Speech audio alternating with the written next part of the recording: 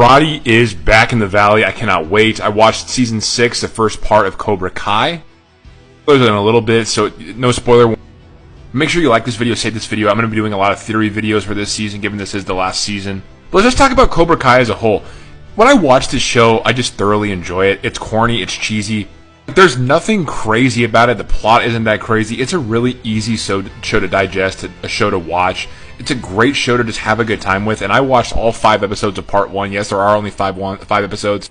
I had such a great time. I just love being retransported into this world, a world where there are now 6 seasons of a show. There are 3 parts of the Karate Kid. There's a next Karate Kid, which may come into play at some point, which is one of my theories.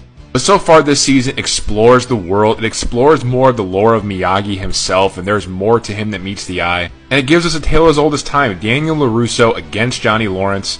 Friend and foe at the same time, simultaneously, and both their children and all the kids in the valley. And I just love this show. So if you love seasons 1 through 5, you're going to love part 1. But we're going to talk some spoilers now. Let's get into it. This season picks up where the last one leaves off. Silver's in jail and Kreese escaped. Meanwhile, Daniel and Johnny and Chosen are trying to train their students and get ready for the big world championship, Sakai Sakai. You have to choose a certain amount of people to be on the team. Only 6 people can go to Barcelona because that's where the event is being held. So Daniel has the idea of bringing in Barnes from the Karate Kid 3, who was a menace in that one, who was also featured in season 5 as well, to be a non-biased party to pick the people that are going to be in there.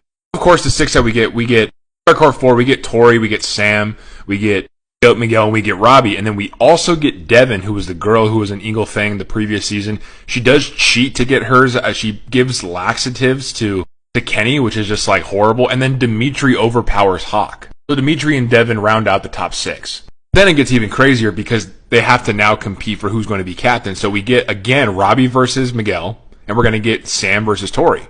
So this season gives us a great Robbie versus Miguel fight. It's all time. They both have high stakes.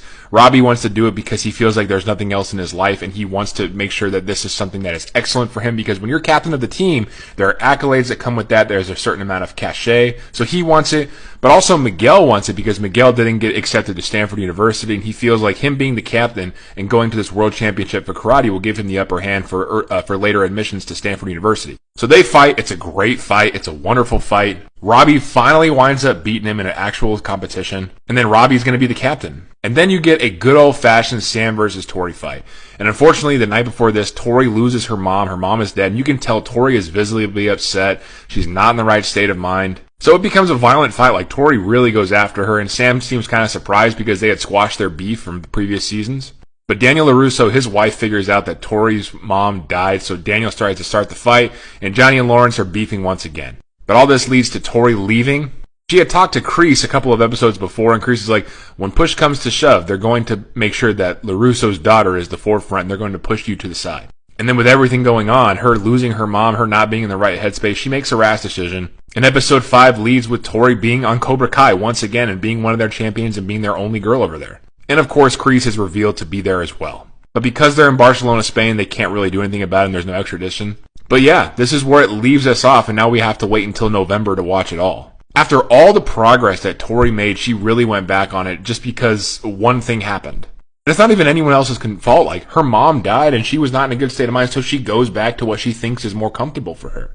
In my opinion, it's a huge character flaw. She hasn't grown at all. Because it seems like everybody else was able to overcome the past and really, get along with each other. Then again, Robbie and Miguel have different circumstances. They're going to be sharing a sister at this point, and each parent is going to get married. So it's a little tough, a little different. But they've had some real beef. I mean, Miguel literally, was paralyzed for a little bit, and Robbie did it by kicking him off those stairs. But if they were able to overcome that, there's nothing that Tori shouldn't be able to overcome, is all I'm saying. Well, as I said, I'm just glad to be back in the world again. I wish I could watch it all right now because I could watch this show every single day and never get tired of it. It's just such a fun watch. And now we wait until November. But if you have any questions about Cobra Kai, want to know some of my theories, ask me questions in the comments. I'll make sure to get to the good ones. But also make sure you check the channel and check all my Cobra Kai videos. There's a link for it right here on the page. And let me know what you thought of part 1. I thought it was excellent. I had a good time. I just wish it didn't end so soon.